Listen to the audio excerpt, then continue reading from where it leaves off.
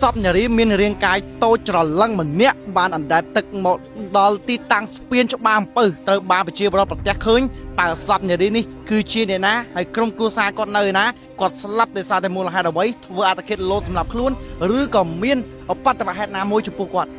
សពកំពុងតែសែងមកខាងលើបងប្អូននៅចាំមើលទាំងអស់គ្នាសពកំពុងតែសែងមកខាងលើហើយសពនារីម្នាក់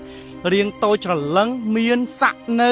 តាគៀកខាងក្រោយទៀតនេះជាសកម្មភាពសែងសពទៅកន្លែងវាលស្រួលត្រួតពិនិត្យធ្វើកសលវិច័យត្រួតពិនិត្យមូលហេតុដើម្បីដឹងថាគាត់ស្លាប់ដោយសារតែមូលហេតុអីគាត់លោសម្រាប់ខ្លួនឬក៏មានករណីអ្វីផ្សេងចំពោះគាត់បងប្អូនបងបាយចោះស្រង់សពតល់មិញបាទបង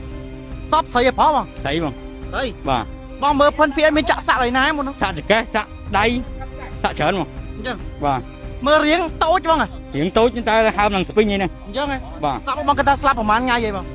ដឹងដែរវាប្រហែលពីនេះ3ថ្ងៃអញ្ចឹងបងចោះស្រង់ហ្នឹងមានឃើញសាក់នៅគាត់ចាក់នៅកន្លែងណាហីបងដៃចកេះសពនារីម្នាក់នេះត្រូវបានប្រទះឃើញនាព្រឹកថ្ងៃទី2ខែកុម្ភៈឆ្នាំ2026នៅកុលស្ពានច្បារអំពៅនៅតាមមាត់ទន្លេនៅពេលនេះសមត្ថកិច្ចបានឲ្យប្រជាពលរដ្ឋស្រង់ពីផ្ទៃទន្លេមកដល់ខាងលើនិងត្រៀមដាក់លើរថយន្តដើម្បីយកទៅវត្តចាក់អង្រែក្រោមដើម្បីឲ្យកម្លាំងជំនាញគណិតត្រួតពិនិត្យកសលវិច័យចុះមកធ្វើការត្រួតពិនិត្យរកមូលហេតុនៃការស្លាប់របស់នារីម្នាក់នេះដែលនារីម្នាក់នេះយើងមិនទាន់ស្គាល់អត្តសញ្ញាណទេហើយខ្ញុំសូមជម្រាបជូនបងប្អូនថានារីម្នាក់នេះគាត់ស្លៀកខោវែងអាវយឺតបាទហើយខ្លីហើយមានចាក់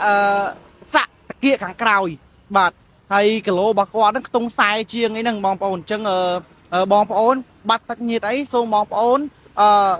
មកមើលនៅវត្តចាក់អង្រែក្រោមហើយបងប្អូនចង់ឃើញនៅរូបភាពរបស់នារីដើម្បីតាមរកនៅសាច់ញាតិរបស់គាត់គឺខ្ញុំនឹងដាក់នៅក្នុង Telegram ខ្ញុំដាក់ link នៅខាងក្រោមបងប្អូនអាច join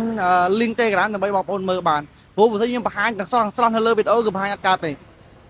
ឡូវសាប់ត្រៀមលើកដាក់លើរថយន្តដើម្បីដឹកយកទៅវត្តចាក់អង្រែក្រោមដើម្បីធ្វើការត្រួតពិនិត្យកសលវិច័យដើម្បីរកមូលហេតុនៃការស្លាប់របស់នាងតើនាងស្លាប់ដោយសារតែការធ្វើអត្តឃាតខ្លួនឯងលោតទឹកសម្រាប់ខ្លួនឬក៏ជាករណីអបតវហេតុណាមួយឬក៏ជាករណីធាតុកម្មណាមួយចំពោះនាងបាទអរគុណណាបងប្អូនពាក់ព័ន្ធទៅនឹងករណីដូចជាការផ្សាយពាក់ព័ន្ធទៅនឹងការប្រទះឃើញសពនារីរួមគ្រោះម្នាក់នេះខ្ញុំសូមបញ្ចប់ការផ្សាយប៉ុណ្ណេះសិនយើងនឹងព្យាយាមអាប់ទាំងអស់គ្នាសពកំពុងតែផ្សាយមកខាងលើហើយសពនារីម្នាក់